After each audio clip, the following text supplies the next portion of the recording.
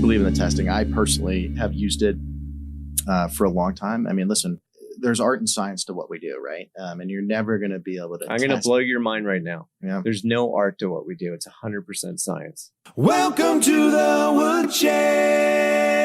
Hey, it's Alex. We are back here in the Woodshed in the lobby of CPB, and we've got Art D'Elia, who is the Chief Brand and Innovation Officer at Domino's. Art joined Domino's in 2018, and before that was the CMO at Danone.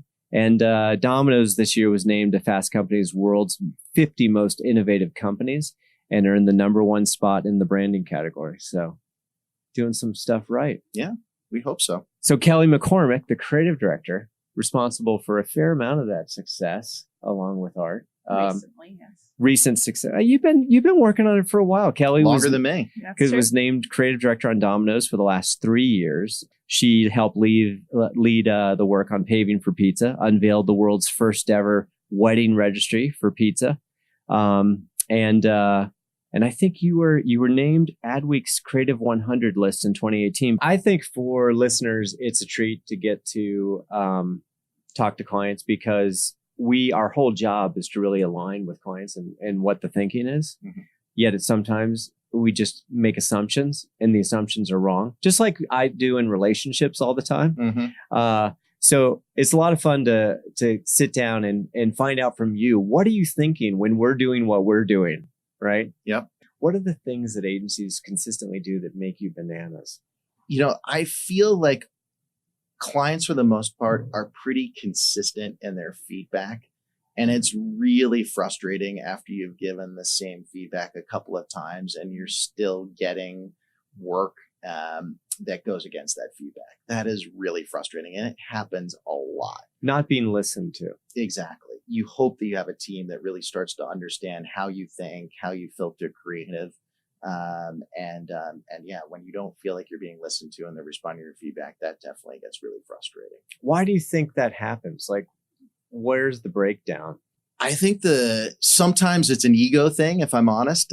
Wait a minute. We're the experts here. We know what's best.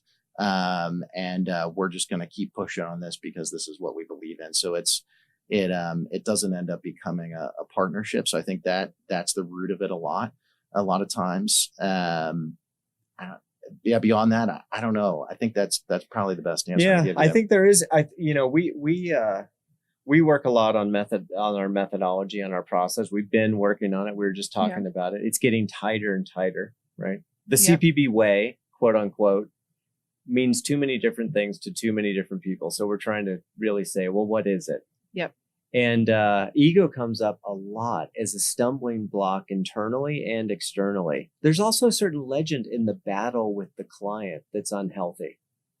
The notion that there's this fight that you can have and you can prevail. And I really never had that. And people are surprised that I didn't have it because we produced a lot of cool work. But for me, it was always, you listen, you find out what the questions are, and you either have the answers or you go find the answers. Mm-hmm. And only facts are compelling. Opinions, I can't put my opinion against your opinion in a way that's compelling. Yep. It's just not a doable thing. Yeah.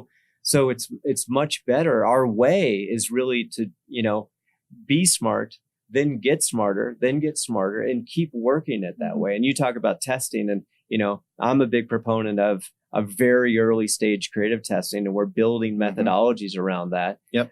Some of which you use or just starting to dabble with, and, some, you use other methodologies, and we, build those in as well. Mm-hmm.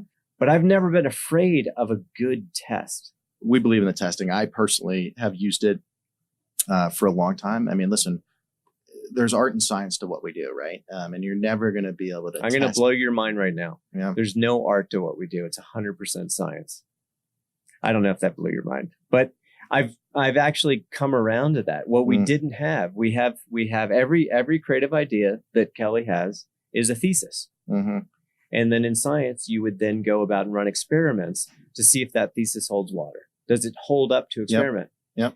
And in the past, a real in-market experiment cost $500,000. And so you thought that it was art but really it was testable. We just couldn't afford to. Now we can hack so many different platforms. We can, build our own panels. We've got a panel. I was just saying, we got a panel of 5,000 now that we built, statistically relevant, real people reacting to real advertising.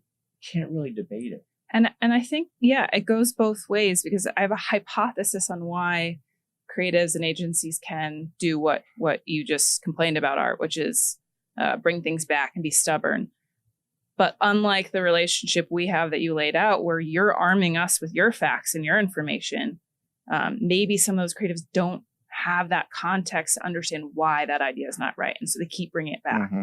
So facts on your end given to creatives is helpful. And then facts backing up creative ideas back to you is helpful too. Well, just in always hunting for facts. I just, the notion that the business is like different opinions and it is always just different opinions. It's just insane in this day and age. Yeah. I mean, you and you're working every day. And like you said, communications is a portion of what you do, 30% maybe of what you do, right? Yep. The rest of what you do is really informed by a lot of data. Yeah, it's all data driven. Yeah. And so there's no reason why even, in the earliest stages of ideation, that there's not data connected to it. And that's really been something we've been pushing for. I just find it, I always liked to work in the world of facts whenever I could and not opinions. So I find it really refreshing. And it becomes just like science. It's crazy how much the more we lean into it, it isn't the art and science anymore. It's just science. Yeah. It's good. And it's good science. So it's got to be supportable. You have to be able to run an experiment that supports the thesis. And then, what we like to do is now we bring in peers. So there's peer review of your science. Well, how is your methodology?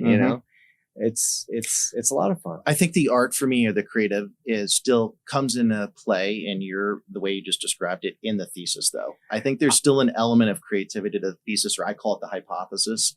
Huge. So not when I say not art, I don't mean not creativity. Mm-hmm. The most creative people on earth are theoretical physicists. Yeah.